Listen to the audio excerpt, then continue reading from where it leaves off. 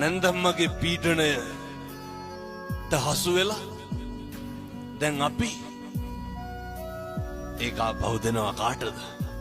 අපේ ලේලිට. අය මේ නැන්දම්මල කියන જાතිය කොහෙන්වත් එනවයි. නැන්දම්මත් එක කලයක කවුද? ලේලියක්. මේ තාත්තා හරි උමනාවෙන් කියනවා ඒක. ලේලියක්.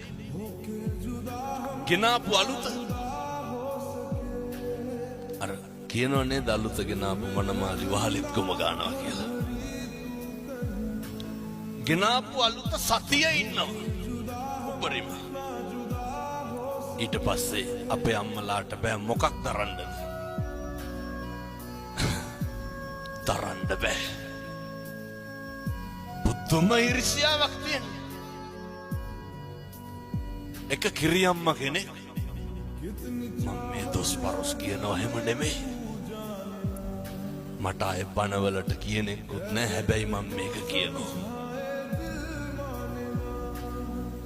මුන්ද මංගාවට එනකොට මූණේ අප පුපුරනවා. ඒ කියන්නේ කේන්තිය. මම බැලුවා මෙච්චර මොකද? වෙවුලා කියනවා.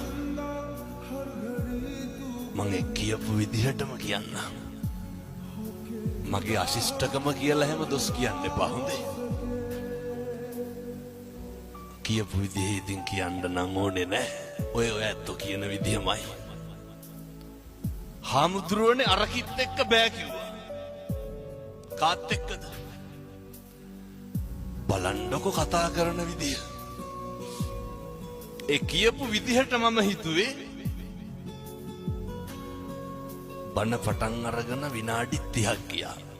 තව පටන් ගන්නත් බැරි වුණා මට. ඒ කියපු විදිහට මම හිතුවේ තඩි ගහලවත් ඇති කියලා ලේලි. මං ඇහුවා ඇයි කිරියම්?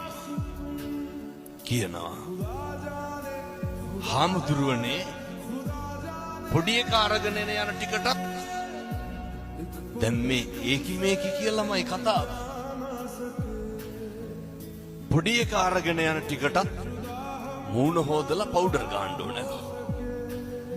කාටද? ලේලිට.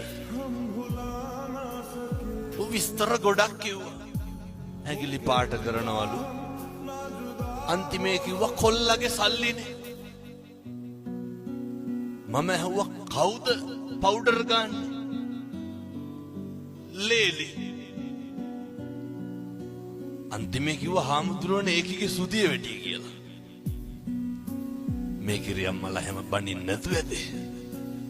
අහගන්නත් තිබ්බ ලේලිලා හිටියන. මං ඇහුවා දැන් කවුද නියපොතු පාට කරන්නේ? ලේලි. අන්තිමේට මං ඇහුවා කාගේද සුදිය වෙටි? ලේලිගේ. මොකටද එහෙනම් ඔය පුපුරන්නේ? එව්ව වැඩි ලේලිගෙන. දරන්න